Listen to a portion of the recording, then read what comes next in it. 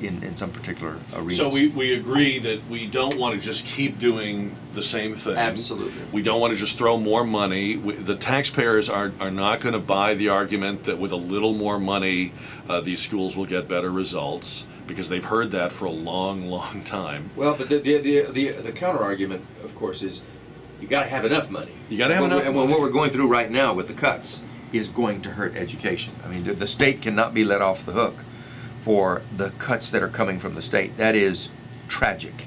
It is right on the edge of irresponsible what the state of Texas is doing.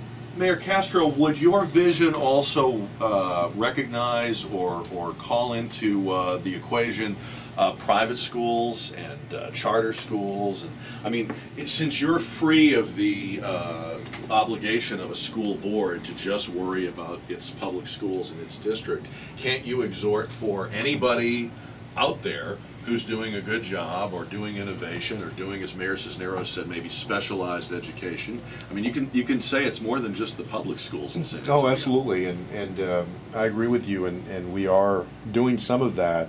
For instance, we know that with charter schools, there are some charter schools that are just fantastic, that are examples of what we would want any school to look like and to be able to produce in terms of student achievement. KIPP is a good example of that. And I think that part of the answer for public school education lies in looking at what has worked very well in the context of charter schools and private schools, and then trying to adapt that as much as possible to be effective in the public schools. The fact is that public schools are not exactly like charters or private schools. They are different. Public schools do have to take everyone who wants to step into the door, and not just who wants to step into the door.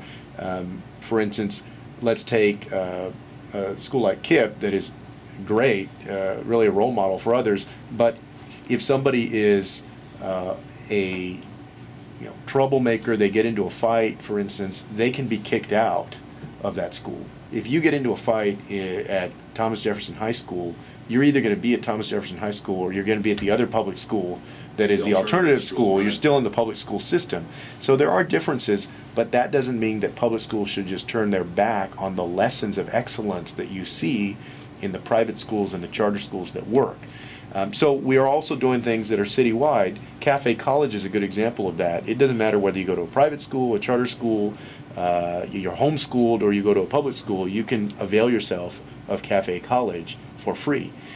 We also are, for the first time this year, along with Generation Texas, which is trying to institute kind of a college-going culture in our city, we're going to do something that KIPP and Yes Prep do, which is a college day signing ceremony. It's this idea, every year when you see the athletes from around town, they have this signing day where they announce what college they're going to go play at for athletic purposes. Well, these charter schools for years have been doing that with much fanfare to cheer on the folks for academic purposes that are getting scholarships to go to one of these universities. We're going to do that this year to try and inculcate that kind of culture. Because if it was as cool to get good grades as it was to be the quarterback, that would be a pretty powerful thing.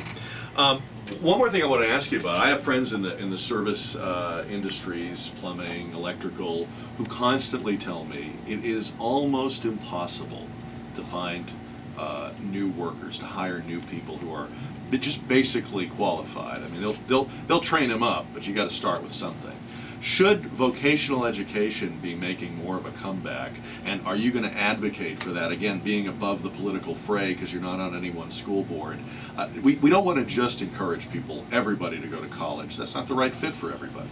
Well, it's clear that by the time folks get to high school and folks get toward the end of high school, of course some people never make it out of high school. Too many folks don't graduate. But it's clear that not everyone is going to go to college. Now, I personally believe that from the very beginning you should prepare children both substantively and with the expectation that they will go to a university, but you should give them options once they get into high school to be able to pursue what they want, whatever it is post-high school, whether it's vocational, the military, or community college, or a university. So to answer your question, yes, vocational training does have an important place in what we invest in San Antonio. Mayor Cisneros, is there a little bit of a bias maybe in education against vocational training because the gold standard, obviously people who are in education went to college, so maybe in their mind that should be the end game for every student? Yeah, I think the pendulum has swung too far, and we have denigrated technical skills that are needed in the society and that some young people could really benefit from. But it was a reaction to an earlier era of discrimination and prejudice and stereotyping where people were told by counselors, This is all you'll ever do. you're not going to ever go to college. You should be in the printing track. You should be in the upholstery track. You should be in the cosmetology track. And so people were, on the basis of the color of their skin or their face or their last name, tracked into a lower track by people who just didn't know, in an earlier era. But if we create a way in which young people can more clearly show their aptitudes and on some objective measure have a choice that says there are really good jobs in the non-college sector of the biomedical industry as hematology techs and radiology techs and good jobs. There are really good opportunities in the computer and technology area that may not be college. Maybe some post-high school technical education, but not a four-year college. Yeah, I think there's a lot of people who would benefit from that. We'll come back with Mayor Cockrell, Mayor Cisneros, Mayor Castro on Gang of Four. It's 10:46 on KTSA.